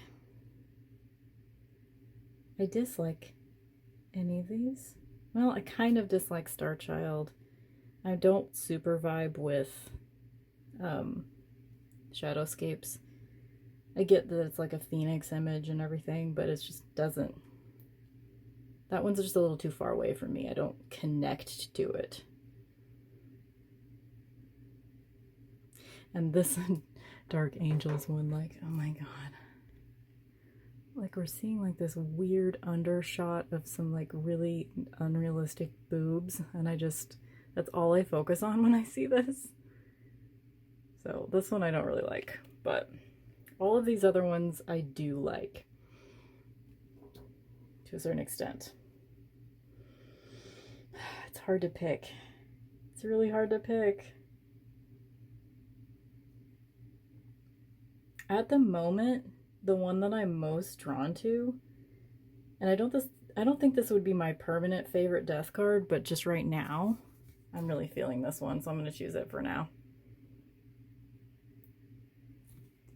I've been very drawn to like cheesy gothic imagery lately, which is exactly why I just bought this Tarot of Vampires deck and this Dark Angels deck, because I was like, I don't have enough just like cheesy goth decks, and I'm a cheesy goth girl. Like, I need my cheesy goth decks. Okay, Temperance is another, like, every single card I'm like, this one's really important to me, and this one's really important to me. But Temperance is definitely important to me. The Wild Unknown depiction of Temperance is one of the only Wild Unknown cards that I don't really like. That one and the Sun.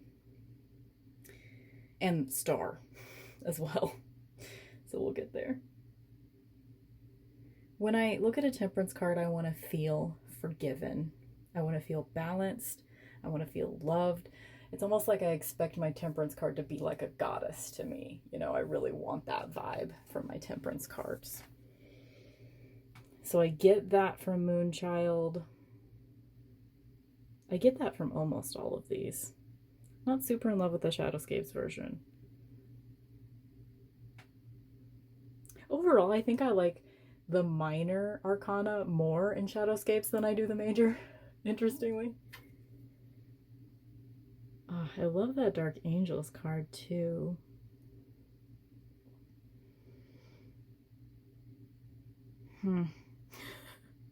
I kind of want to pick all of them. I go back and forth too. Like, every time I do this, I pick like a different Temperance card. Like, last time I picked this one. I think I'm going to pick this one today. Because again, I'm drawn to the more gothic imagery lately. I mean, I'm always drawn to gothic imagery. That's just my face. But lately it's been even more prevalent for me.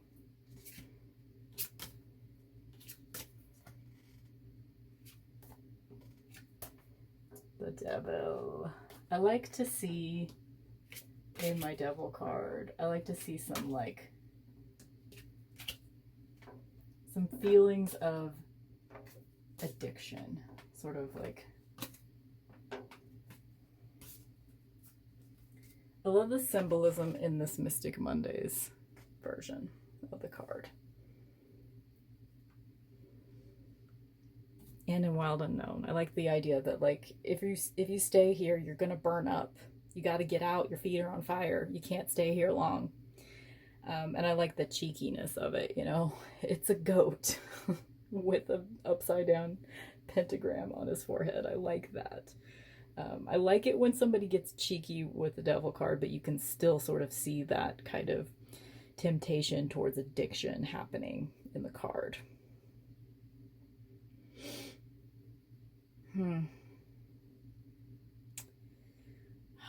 It's hard. I mean, I think I just have to go with Wild Unknown. It's just too good. It's too good. Tower time, guys. I already think I know which one's my favorite tower card. I know the one that I usually pick, but I'm still gonna give it a second and look over them with you guys. See if you can guess which one I'm gonna pick as my favorite tower card.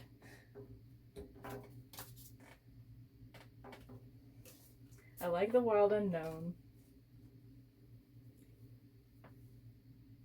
I like to see in my tower card that not everything is completely going down.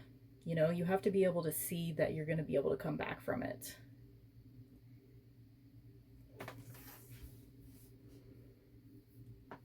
I really like the one from Children of Letha a lot. But for me, I get so nervous still. Like, I'm still a new enough tarot reader that, like, I get nervous when I get the tower card. And it's something that I'm working through. And it's kind of, I think of Kali when I think of this card too, because she's all about like healing, but making you really deal with the dark shit in order to heal. And that's what the tower card is also about. So, but I still get scared when I see the tower card. So I like a card that's a little bit more gentle with its approach. So Serpent Fire is usually my favorite tower card, because you can really see, you can really put into this whatever you want. This card isn't scary. So I think eventually, once I work through that tower energy a little bit more and do a little bit more shadow work in my own life, I think that won't be my favorite tower card, but for now it is. I'll eventually be able to embrace the more dramatic tower energy of some of these other cards, but I'm just not there yet.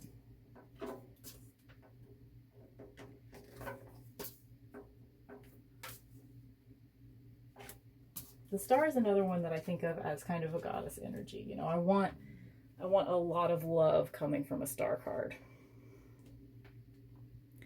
And I just do not feel that love when I look at this. It's really one of the only disappointing cards in the Wild Unknown, in my opinion. Most of these other cards I do like, but love? How many of these Star cards do I love? Really just these. Well, maybe these three. So let's look at them up close. All right, I gotta touch my focus button. Someday I'll get a real camera, I promise, but I'm still just using my phone. On the left is Starchild, middle Smith-Waite, of course, and on the right is Marigold. And despite the fact that she's a blonde white lady, I like the traditional imagery in the Smith-Waite. So that is the one I'm going to pick. I'd prefer her to be maybe black or with pink hair or something, you know, just something weird, like a weirder interpretation of this. Like y'all know I like. Which I think we're going to get in the Modern Witch Tarot that comes out later this year. I'm really excited about that deck. That one is going to be a soul deck for me, I already know. I think that Star card, I already know what that Star card looks like, and it is very traditional. That whole deck is very traditional, but done in a funky way. Which is why it's going to be one of my favorite decks of all time, and I cannot fucking wait. It comes out in November. I've already pre-ordered it. I've already pre-ordered the special, like, numbered edition. I've never done that before with a tarot deck, but I'm really excited. Okay, now it's time for the Moon card. It's another very important one. Obviously. I mean, all of these are. And there is a lot, almost all of these Moon cards, you could really, like, spend some time, like, path working with these cards. Just really getting in there and seeing how you feel about them. But one of the ones that I've actually done that with, this is the first card that I ever did that with, that I ever did that whole stepping into the card meditation thing. And I'm just always going to love this card because of that, because I had so many wonderful realizations about the moon card, about life, about shadow work, all that stuff. I just had a great time that day whenever I stepped into this card. And so I am very partial to this moon card. But there's a lot of good ones here too. Like, I love this one. I love this one. This one's okay. I love this one. Okay, now we're getting to the sun card. The sun card is a hard one for me. I am like Kelly from A Truth in Story. I do not want to see little naked babies on my sun card. I do not want it at all. And I don't like how, to me, The Wild Unknown, it looks very religious. I don't know, it kind of bothers me. Several of these cards I'm perfectly happy with. I like the Dark Angels. I like Moon Power and Marigold. Santa Muerte, that one's fun. Playing music. Skull in the Sun, I like that. I like this sort of like joyous dancing in the sun. I like I think she calls in the guidebook these her duplicitous wolves. She has them in the Lover's card as well. I like this one because it's just fun, like a desert landscape with the sacred geometry. But for me, Children of Letha takes the cake because we've got the ultimate sun goddess, Bast, in this card. Take it in, guys. Oh my god. Beautiful. Hate this one. Like, what is happening? I don't want to see people making out on the sun card. Like, that's not for me. It just isn't. There's a lot of heteronormative bullshit in the Tarot Vampires deck. Despite how amazing the guidebook is, and everybody says that, and I'm just now working with it this week, and they're not wrong. It is amazing. And I love it. I'm having a great time working with that deck, but there's still a lot of problems. Judgment. Oops. Took away Judgment from Children of Letha. Bring her back. Judgment is still a card I'm wrapping my head around. Like, I get that it's supposed to be a calling, that it's like you're nearing the end of your current journey and you're ready to like ascend. You're being pushed that last little bit until you get to the world. So it's kind of like a 9 card in the minor arcana, maybe.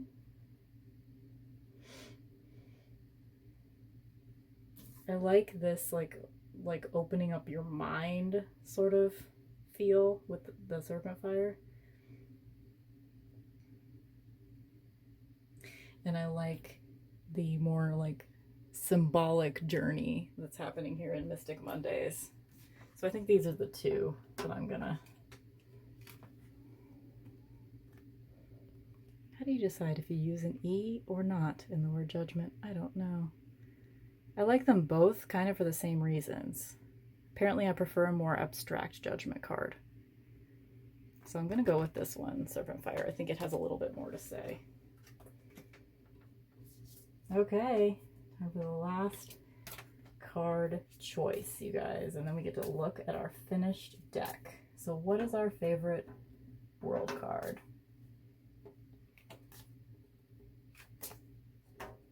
I say ours, but I'm sure you had a lot of different choices than the ones that I made.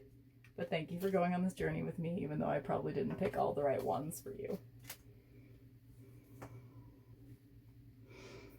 Let's just go ahead and let's do process of elimination just immediately, since we're clearing the space right now. Don't really like either of Danielle Noel's depictions of the world. Don't really like this Moon Power version. I do like the one from Dark Angels, but just not very much. I'm not going to pick smith-waite on this one. Don't really like this one. This one's okay.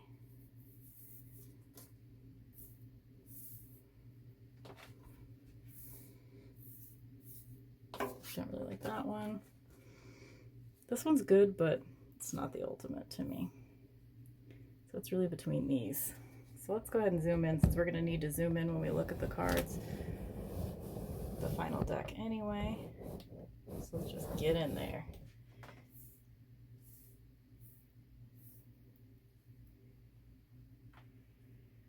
What do you think?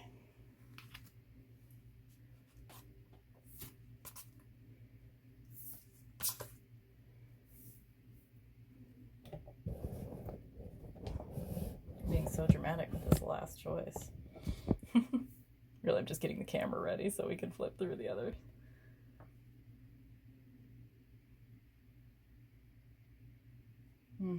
I love all these so much, all three of these. I'm going to give it to Shadowscapes on that one. Okay, are we ready to look at our final deck, you guys? This is what it looks like. A weirdo amalgamation, of course. Okay.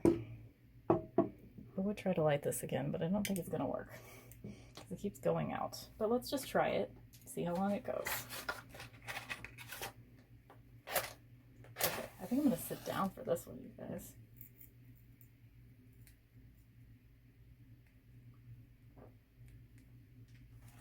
I've been standing this whole time. Let's do it. Reposition the camera a little bit. This is as far down as we can go with the tripod without just readjusting the whole leg situation, which I don't want to do. So let's flip through our favorites deck. Favorite of all our cards deck.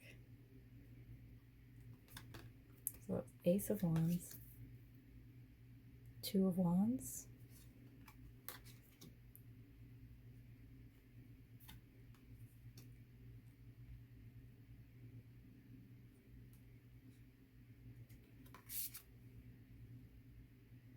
a lot of Shadowscapes, and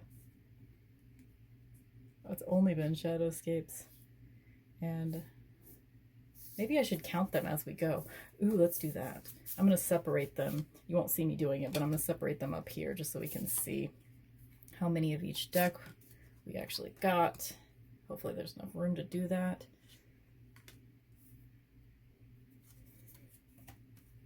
There might not be enough room to do that. Not to spread them out, I'll have to count them at the end. Eight of Wands, that's our first Serpent Fire pick. Lots of Shadowscapes.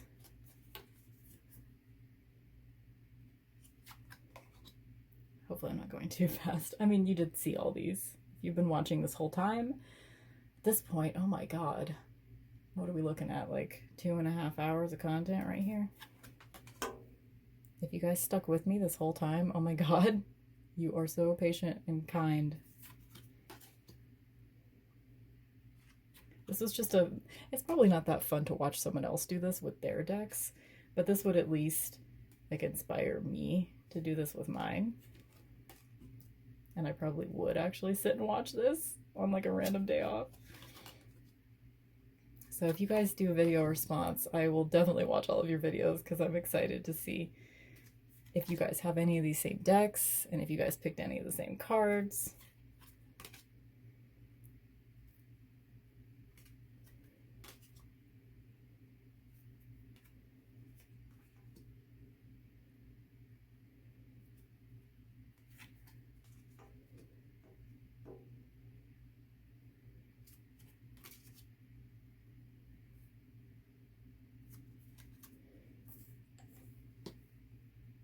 I'm having to create all these weird little piles because I want to be able to count at the end how many we picked from each.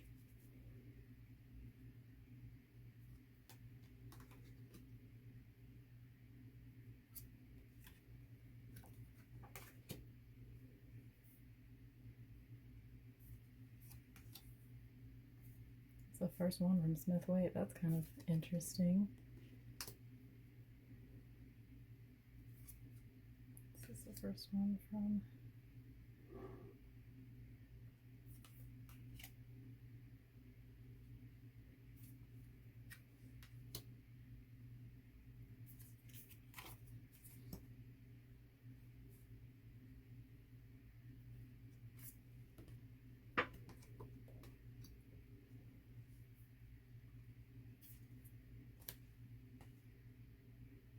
not even really looking at these. I'm so like concentrating on putting them in the right spot. Like I will have to look at it whenever I watch this video with you guys.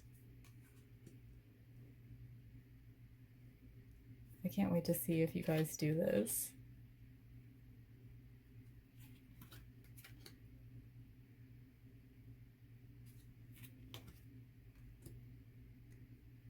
The scourge of tea light candles. I mean, the struggle is real. Like, I'm always replacing my tea light candles. It's intense.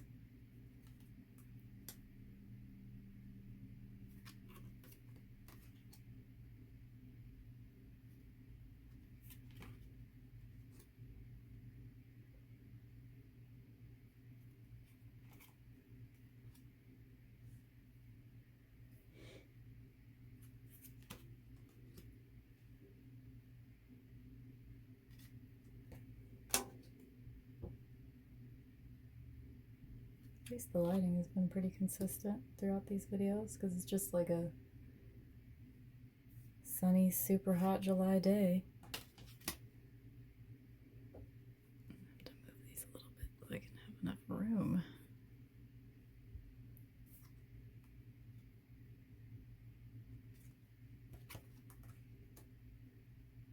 I'm surprised that I picked so many of the Halloween cards because I normally don't end up picking very many of those, even though I do like them. Time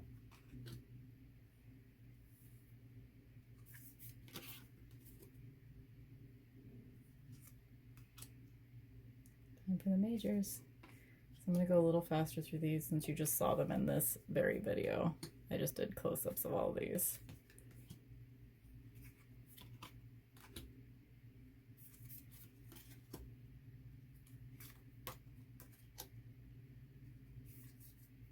It's almost sad to, like, after spending all this time putting all my decks together, picking what's my favorite from each one, putting them together in order, and I just immediately disassemble them. But that's what I do every time I do this project.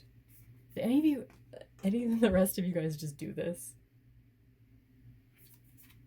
It probably seems like such a spectacular waste of time to anybody that isn't into tarot cards, but for me, it's a lot of fun.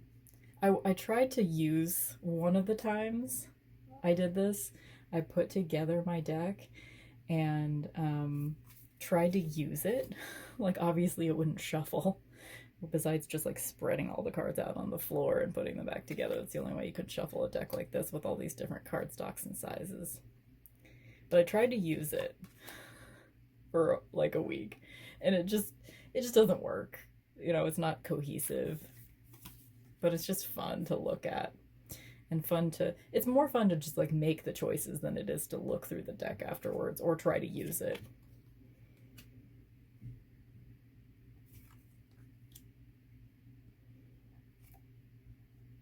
Oh, our candle went out.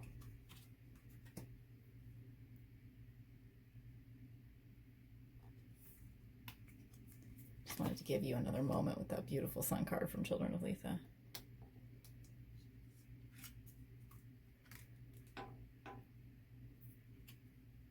Okay, let's count. I know we got a lot from Shadow Escapes, a lot from, so 1, 2, 3, 4, 5, 6, 7, 8, 9, 10, 13, 14, 15 from Wild Unknown. 1, 2, 3, 4, 5, 6, 7, 8, 10, 11, 12, 13 from Shadowscapes. I'm kind of eyeballing like what looks like the tallest stacks here. 1, 2, 3, 4, 5, 6, 7, 8, 9, 10 from Children of Letha. There's actually a lot from Serpent Fire, which is, I wouldn't have expected. I haven't really worked extensively with Serpent Fire yet. 1, 2, 3, 4, 5, 6, 7 from Serpent Fire. The rest of them look relatively equal. Only 4 from smith-waite. 3 from Starchild. 5 from Marigold. 5 from Halloween Tarot. Only 2. Which is odd because I just worked with this deck for a week and I was completely in love with it. I was able to journal a lot with these images and I really like this deck. So I'm kind of surprised that only 2 cards came from that. 3 from Tarot of Vampires. 4 from Moonchild. 1 from Mystic Mondays. 1. Thought I picked another one at some point, but I guess not. 2 from Dark Angels. And 2 from Moon Power. So there you have it. That is favorite of all my decks. Crazy little project, but it was, wait, 4 from Moon Power. For some reason I only picked up 2 of them and I didn't see the other 2. 4 from Moonchild, or Moon Power, sorry. So that's it. I hope that you guys will want to engage with me on this project. Hashtag whatever it is that I have listed in the description below, because I will have to make sure that I will have to research and make sure that I'm choosing a hashtag that either hasn't been started, or if this particular project has been started, that I use the correct hashtag that people are already using. So I just kind of want to show you as we head out what it looks like, all of my cards together. I'm gonna just pile them all up so you can see. This is almost all of my tarot decks. Like I said in the first video, 3 of my decks are not included in this, but this is almost all of my decks. Just stacked up. Let's do this just for fun. Just for fun, so you guys can see what this looks like. I'm gonna make a mess.